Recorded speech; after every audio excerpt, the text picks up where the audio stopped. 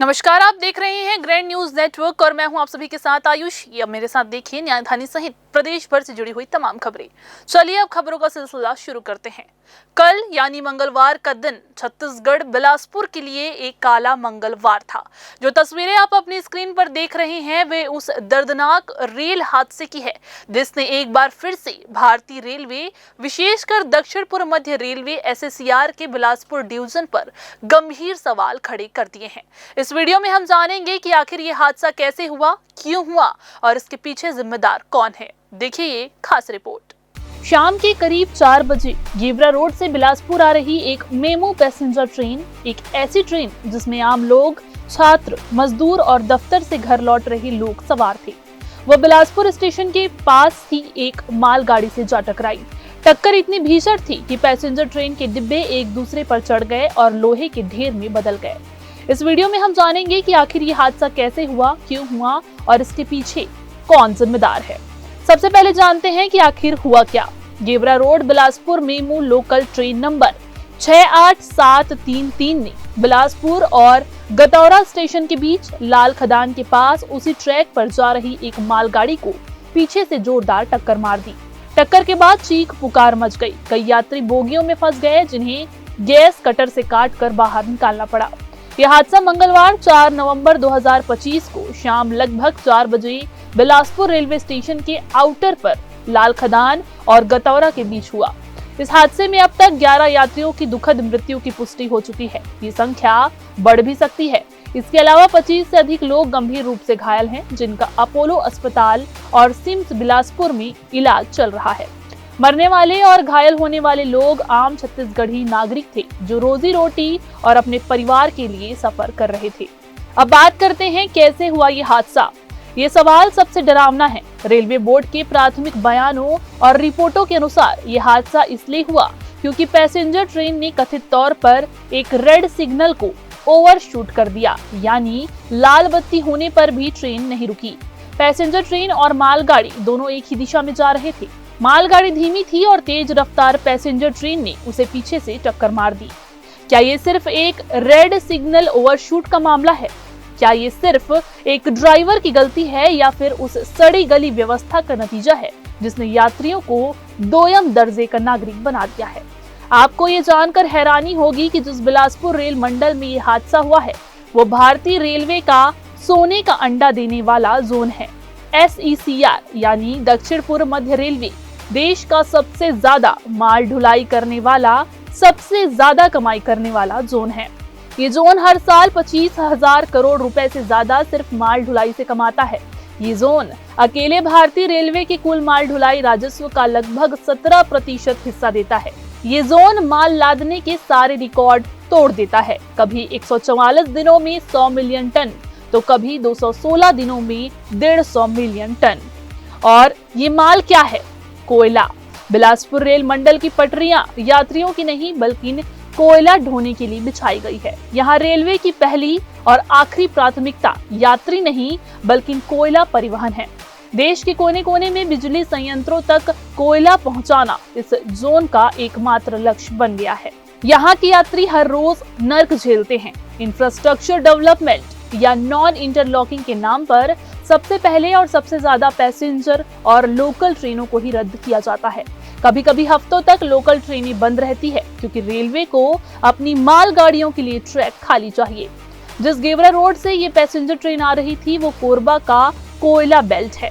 इस पूरे रूट पर रेलवे का पूरा ध्यान सिर्फ कोयला रेक चलाने पर है। मीडिया रिपोर्ट्स ने पहले भी चेताया है कि कोयला के भारी परिवहन के कारण पटरियों की हालत खराब हो रही है।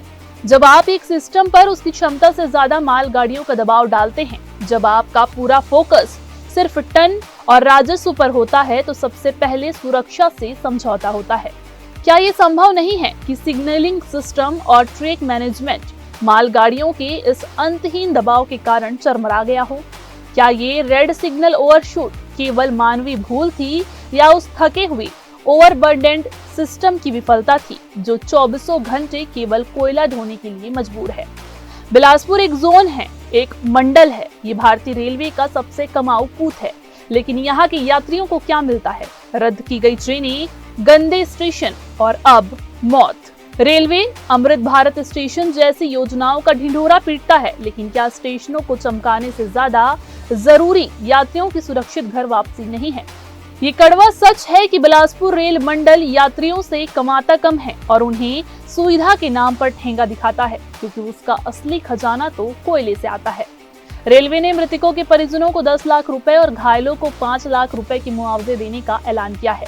रेल मंत्री ने कमिश्नर ऑफ रेलवे सेफ्टी से उच्च स्तरीय जांच के आदेश दिए हैं, लेकिन क्या ये जांच इस बात का पता लगाएगी कि बिलासपुर मंडल में यात्री सुरक्षा को ताक पर रखकर कोयला परिवहन को प्राथमिकता क्यों दी जा रही है? क्या ये जांच उन अधिकारियों की जवाबदेही तय करेगी जो राजस्व के लक्ष्यों को पूरा करने के लिए यात्री ट्रेनों को खतरे में डाल रहे हैं? ये 11 जाने सिर्फ एक आंकड़े नहीं हैं, ये 11 हत्याएं हैं जो उस व्यवस्था द्वारा की गई जिसने मुनाफे को इंसानियत के ऊपर रखा है। अब आपकी बारी है, आपकी इस पूरे मामले में क्या राय है, हमें कमेंट करके जरूर बताएं। इस खबर पर हम आपको लगातार अपडेट देते रहेंगे। नमस्कार। लोकसभा सांसद ज्योत्सना चरणदास महंत ने बिलासपुर रेल मंडल के अंतर्गत हुई दर्दनाक रेल दुर्घटना पर गहरा शोक व्यक्त किया है। इस भीषण हादसे में निर्दोष यात्रियों की हुई असमय मृत्यु पर उन्होंने गहरी संवेदना प्रकट करते हुए मृतकों के परिजनों को रोजगार देने, घायलों के शीघ्र स्वास्थ्य लाभ की कामना करने और पूरे प्रकरण की उच्च स्तरीय तकनीकी जांच की मांग की है। रेल मंत्री अश्विनी वैष्णव को संबोधित अपने पत्र में सांसद महंत ने कहा कि दुर्घटना पूरे देश के लिए गहरे सदमे का विषय है। उन्होंने कहा कि इस शोक की घड़ी में भारतीय रेल प्रशासन का ये नैतिक दायित्व है कि वह प्रभावित परिवारों की हर संभव मानवतावादी सहायता करे। उन्होंने आग्रह किया है कि मृतकों के प्रत्येक परिवार से एक पात्र सदस्य को भारतीय रेल में रोजगार प्रदान किया जाए तथा ये नियुक्ति केवल औपचारिकता के रूप में नहीं बल्कि संवेदनशील और मानवीय दृष्टिकोण से की जाए। साथ ही नियुक्त व्यक्ति को यथासंभव उनके गृह क्षेत्र या निकटवर्ती स्थान पर पदस्थापित किया जाए। सांसद महंत ने अपने पत्र में रेलवे प्रशासन की लापरवाही और सुरक्षा मानकों में ढिलाई पर भी चिंता जताई है। उन्होंने कहा कि दक्षिण पूर्व मध्य रेलवे के अधीन कई प्रक्रियाओं में सुरक्षा और रखरखाव के मानकों से समझौता किया जा रहा है, जिसके कारण ऐसे अमानवीय हादसे हो रहे हैं जिन्हें टाला जा सकता था। उन्होंने रेल मंत्री से आग्रह किया है कि इस पूरे मामले में उच्च स्तरीय तकनीकी समिति गठित की जाए और गहन जांच कराई जाए, सिस्टम की खामियों को चिन्हित किया जाए और तुरंत सुधारात्मक कदम उठाए जाए। सांसद महंत ने यह भी कहा है कि ये केवल प्रशासनिक नहीं बल्कि मानवीय संवेदना का विषय है और रेल मंत्रालय को इस दिशा में शीघ्र, संवेदनशील और ठोस कार्रवाई करनी चाहिए।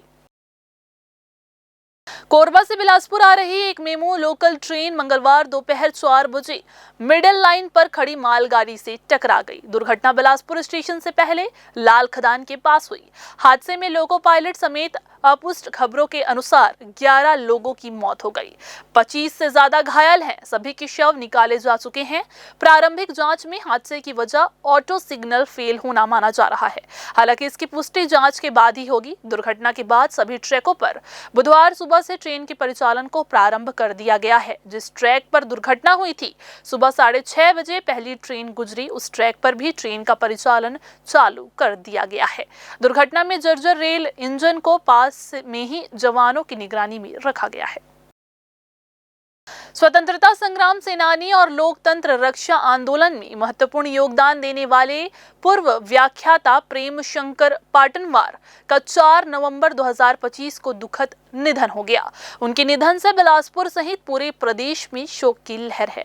स्वर्गीय पाटनवार छत्तीसगढ़ उच्चतर माध्यमिक शाला बिलासपुर में व्याख्याता रहे और अपने जीवन काल भी सामाजिक, शैक्षणिक व राष्ट्रीय मूल्यों के प्रति समर्पित रहे। उनके निधन पर छत्तीसगढ़ सरकार की ओर से बिलासपुर कलेक्टर संजय अग्रवाल, वरिष्ठ पुलिस अधीक्षक रजनीश सिंह और बिलासपुर निगम कमिश्नर अमित कुमार उनके निवास अरविंद मार्ग सरकंडा पहुंचे और पुष्प चक्र चढ़ाकर उन्हें श्रद्धांजलि अर्पित करते हुए श्रद्धा व्यक्त की। इस दौरान ग्रैंड न्यूज के डायरेक्टर गौरव तिवारी सहित अनेक गणमान्य नागरिक, सामाजिक कार्यकर्ता और क्षेत्रवासी उपस्थित रहे। सभी ने स्वर्गीय पाटनवार के योगदान को याद करते हुए कहा कि उन्होंने सदैव देश, समाज और शिक्षा के क्षेत्र में प्रेरणादायक कार्य किए। उनकी अंतिम यात्रा आज बुधवार दोपहर 1 बजे उनके निवास स्थान से सरकंडा मुक्तिधाम तक निकाली गई। तो ये थी आज की बुलेटिन की तमाम खबरें। अगली बुलेटिन में फिर होगी आपसे मुलाकात। तब तक के लिए पूरी टीम के साथ मुझे दीजिए इजाजत। नमस्कार।